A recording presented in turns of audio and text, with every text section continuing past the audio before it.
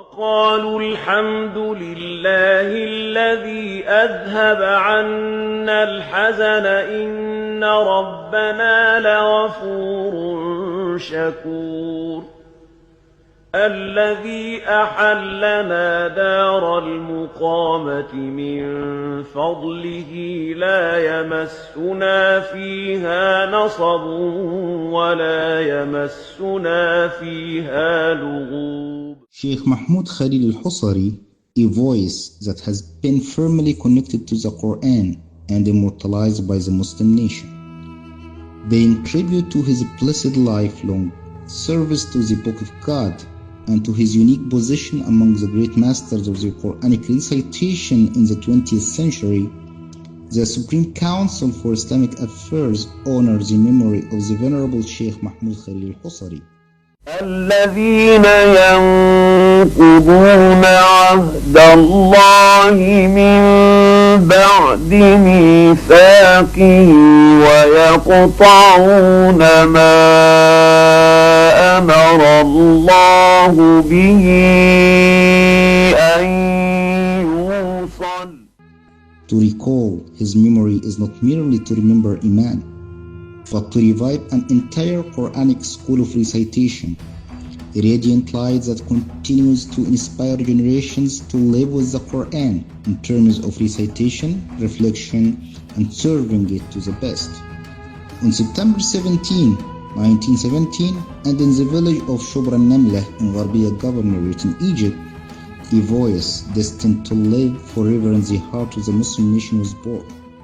فاعف عنهم واستغفر لهم وشاورهم في الأمر.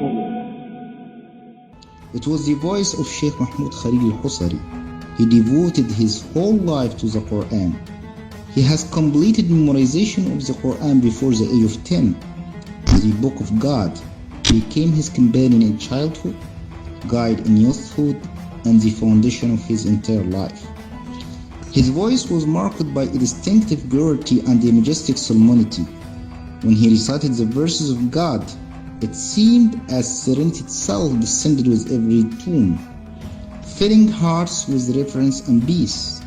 In this way, the Sheikh began his journey to become the very model of perfected Quranic performance and a timeless reference for a generation of reciters across Egypt and the Muslim world. A defining moment came when his way crossed with the mission of the Supreme Council for Islamic Affairs.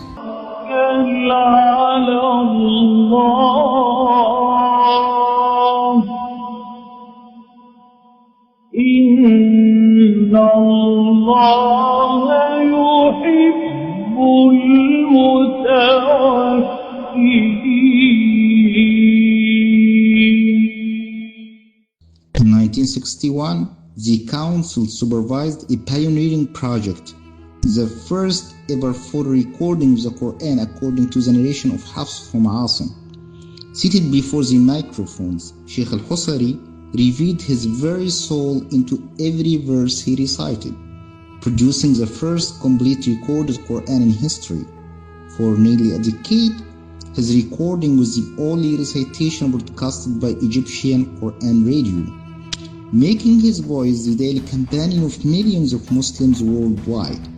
In 1964, he enriched the Quranic heritage further by recording the Quran according to the narration of Warsh from Nafi', something that was not preceded by anyone before.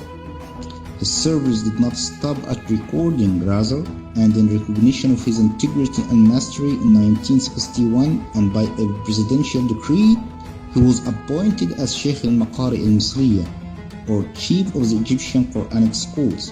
The following year, he became deputy chairman of the committee for reviewing Quranic texts at Al-Azhar, later became its chairman. In 1967, he was named as a Quranic advisor to Al-Azhar Islamic Research Academy, and in 1968, he was elected president of the International Union of the Quran Reciters at the Karachi Conference.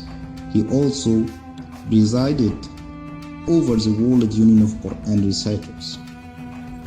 From Egypt, his voice reached the world. He had the honor of reciting at Mount Arafat, in the sacred mosque of Mecca, and in the Prophet's mosque in Medina. Upon an invitation by President Jimmy Carter, he was the first to recite the Quran in the US Congress, an event that led to the conversion of 18 Americans to Islam. In 1977, he also recited at the United Nations headquarters, and in 1978 at the Royal Hall in London. That was in addition to several journeys throughout Europe and Asia as ambassador of the Quran and Islam. For Sheikh Al-Husary, the Quran was life itself, as beyond his voice, he left behind enduring written works, including the rules of Qur'anic recitation, the 10 qira'at from Al-Shatibiyya and Al-Durra. He also dedicated 1/3 of his personal wealth as a charitable endowment in service of the Quran and its memorizers, an eternal charity that continues to testify to his sincerity.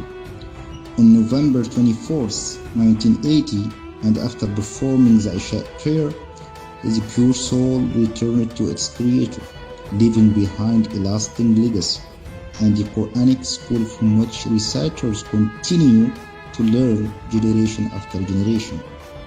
In recognition of his noble service to the Book of God, Egypt honored him with the first-class Order of Sciences and Arts, the highest award to be granted by the Egyptian government.